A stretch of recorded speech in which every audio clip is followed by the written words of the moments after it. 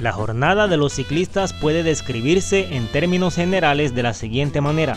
Todo empieza con el desayuno. Ocurre muy temprano y sin duda es el alimento más importante del día.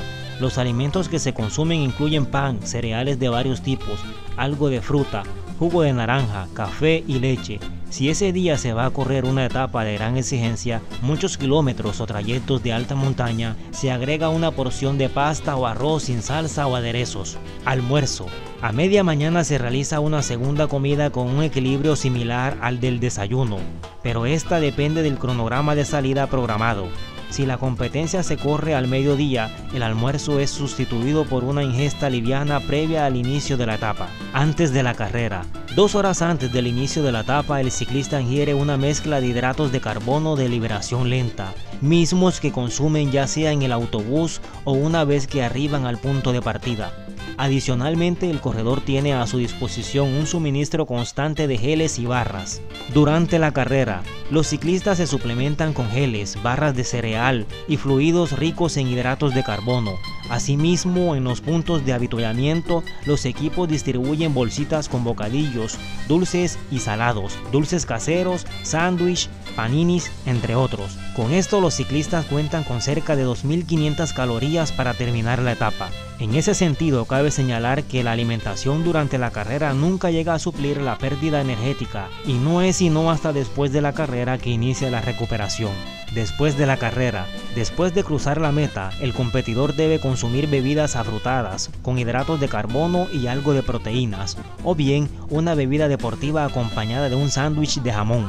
Una vez arriba el autobús, los ciclistas reciben una segunda bebida de recuperación opcional y meriendan arroz blanco y huevos. La inclusión de proteínas en este momento tiene la intención de reparar el músculo. Una vez llegado al hotel, a cada ciclista se le realiza una evaluación antropométrica para monitorear su peso y composición corporal tras la carrera, y se le realiza un pequeño test que recaba sus sensaciones durante la etapa. Los datos que arroja la encuesta son comparados con los emitidos por la computadora. Si el ciclista dice que dio su máximo esfuerzo, pero sus datos de rendimiento, vatios, pulso y cadencia no lo demuestran, es señal de fatiga y problemas nutricios. Tras la evaluación se consume frutas, barras energéticas y otros alimentos con fuentes de hidratos hasta la hora de la cena. La cena, la última comida del día, se equilibra de la siguiente manera: 40% de hidratos de carbono, 30% de proteínas y 30% de grasas.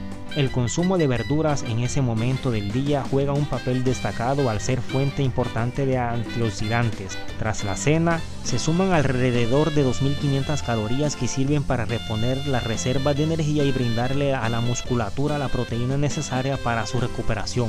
Como podemos ver, el principal objetivo de una alimentación Pro Tour es mantener al ciclista listo todos los días para el esfuerzo que supone cada etapa.